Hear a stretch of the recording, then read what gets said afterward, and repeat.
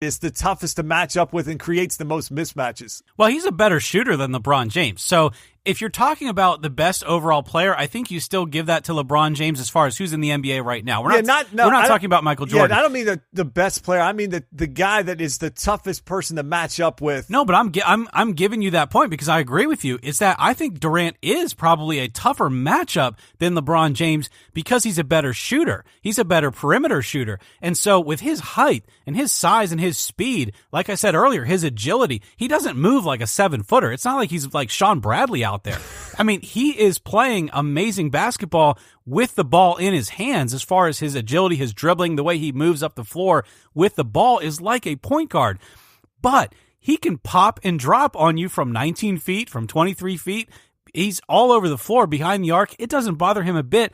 He'll drain three-pointers on you like it's raining. It doesn't matter. And that's what LeBron can't really do. LeBron's gotten into this fadeaway stuff that's worked for him lately, but LeBron's not going to pop and drop with any sort of high efficiency on you the way that Durant does. When I'm watching those Warriors play, and sort of the reason, the listeners that listened to the last week's show, when I said, to the question you asked me, who would I rather have LeBron play in the finals, the Warriors or the Rockets?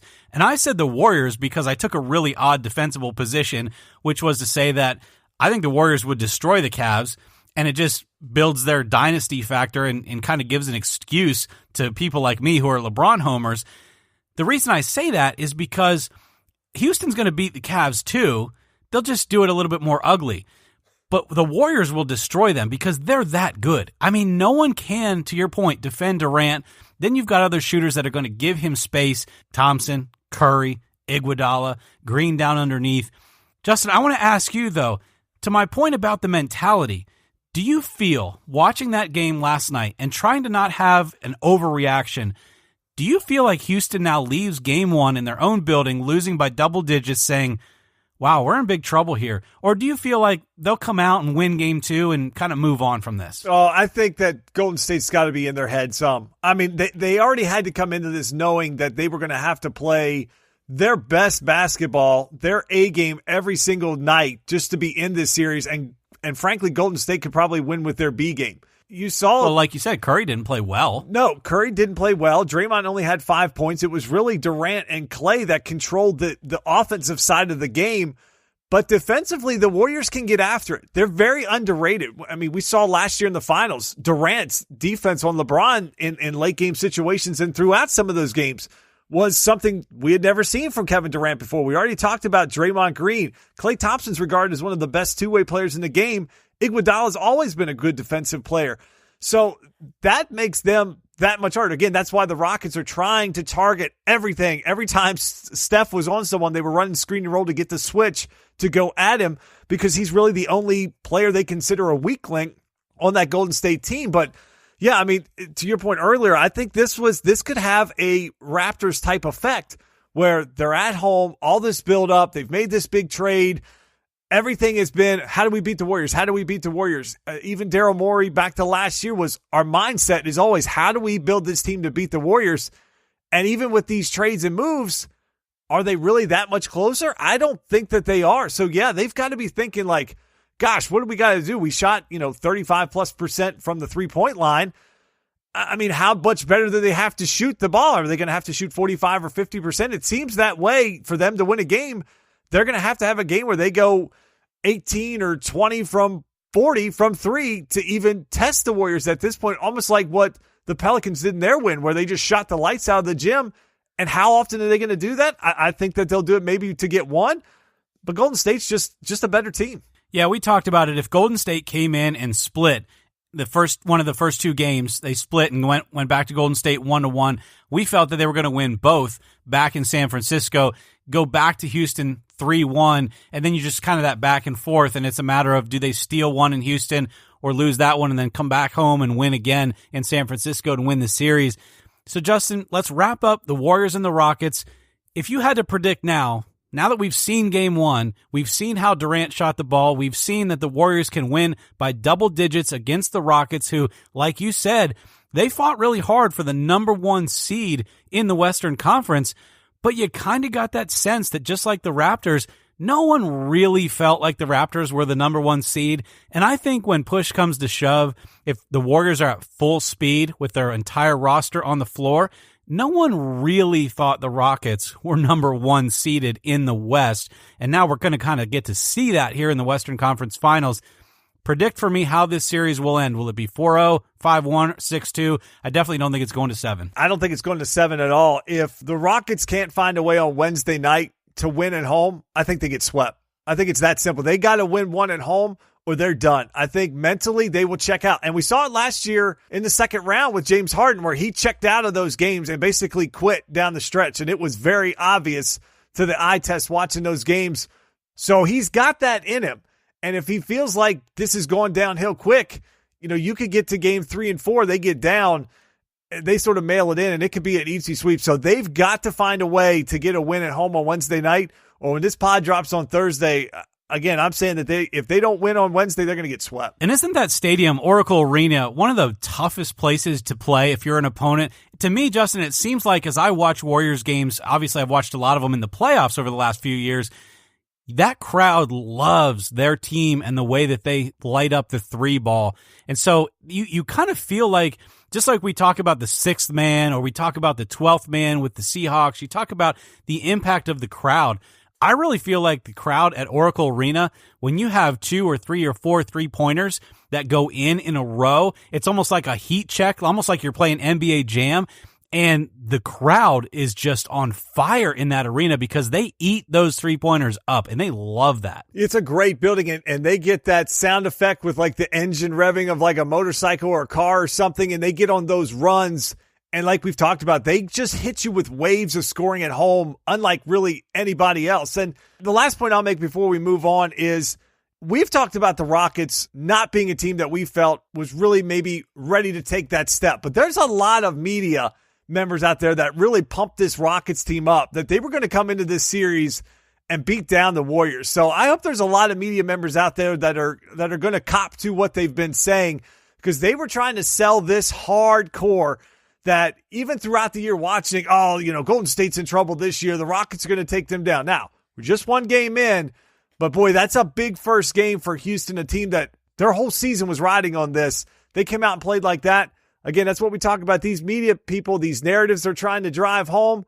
As Charles Barkley said the other night, this thing might be over real quick. Yeah, well, if you saw Darren Ravel's tweet, Justin, I'm sure you did, that the ratings on Game 1 of the Western Conference Finals were incredibly high. I think the media got exactly what they wanted. You have these networks, ESPN, TBS, TNT, who are loving this drama that they're building. Now, if they don't get the drama, they're going to look like fools. And I think that's a little bit what you're talking about. But they want to give us that drama because it draws in the advertisers, it draws in the money. I don't think ultimately they knew what they were talking about because this Warriors team is hot. Now, Justin, the Cavaliers, if they played like they played on Sunday against, I don't care if it's the Rockets or the Warriors, they would lose by 40. Justin, talk to me a little bit about what you saw. I noticed you didn't text me a whole lot on Sunday afternoon. You were kind of letting me calm down a little bit. You sent me a text at like 7:30 and said, hey man, are you doing okay? Because you kind of testing the waters with me to see where my head was at.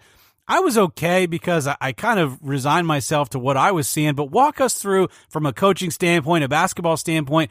What was your initial gut reaction to this series right off the bat there in Game 1? Well, my initial reaction was as bad as the Cavaliers looked. I wasn't going to text you till at least 2 hours after the game so you had time to cool down. I knew better than that.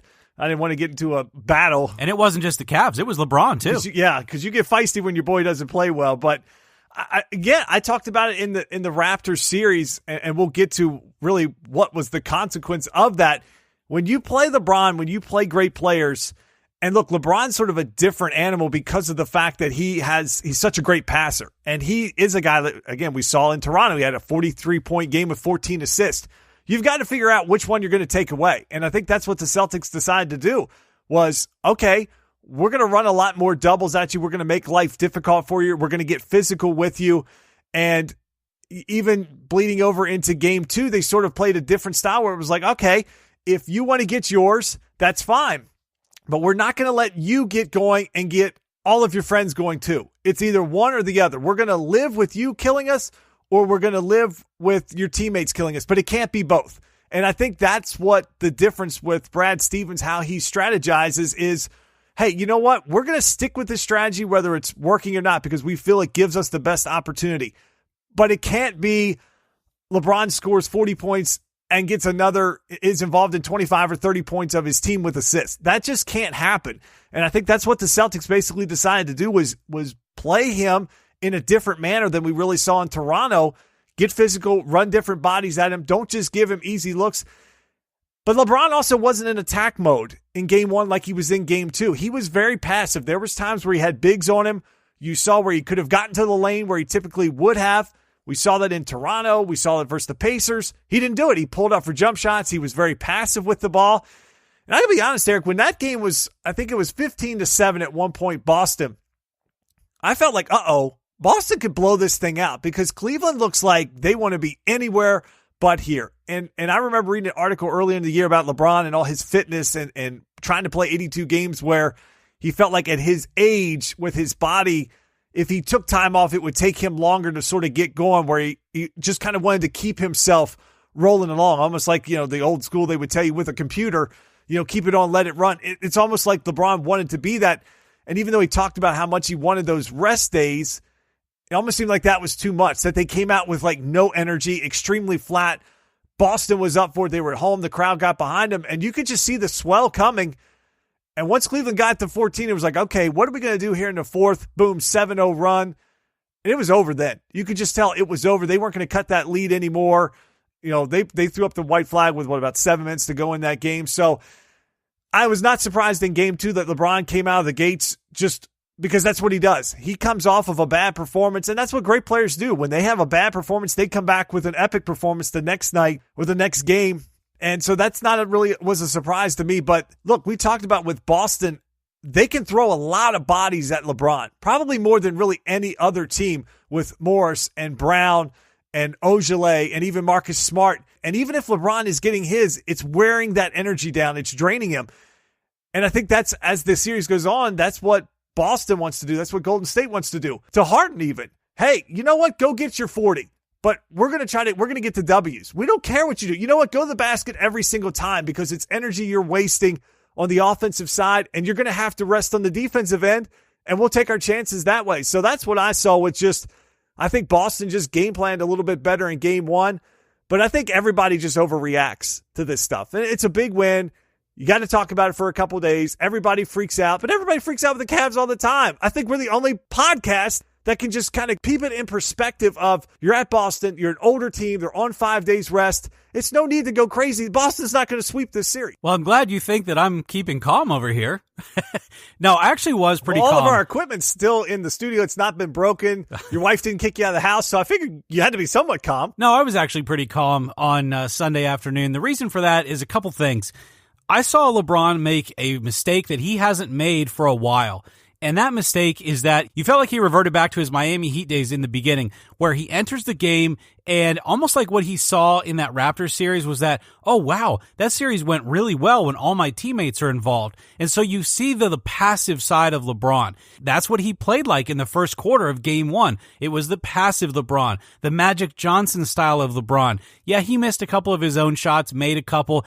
But what I really saw in him was that he was trying to get everyone involved, and they weren't shooting well at all. Not only LeBron wasn't shooting well, the rest of the team wasn't shooting well. And that leads me into my second point, which is the other reason I'm not panicking. It's because the Celtics outshot the Cavaliers by nearly 20%, not only in overall efficiency, but also from behind the line. I don't care if you're the Cavs. I don't care if you're the Warriors. I don't care if you're the Chicago Bulls from 1995. Hey.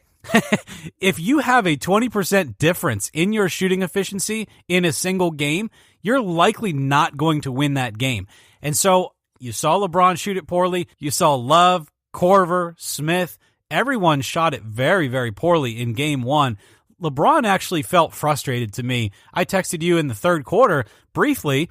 I didn't want to have a big conversation about it at the time, but I texted you briefly and I said, Justin, does it seem to you like LeBron has become disinterested as we get through this third quarter? Almost like I don't want to use the word given up because that was against Boston in the first time he was in Cleveland. I don't think LeBron ever really gives up now. I think he's just intelligent enough to know, hey, none of us are having a good shooting night, including me. I think we got to take the L here. We got to get some rest tonight, get out of here with a split, and everything will be okay. It's a 7-game series. Boston's not going to sweep them.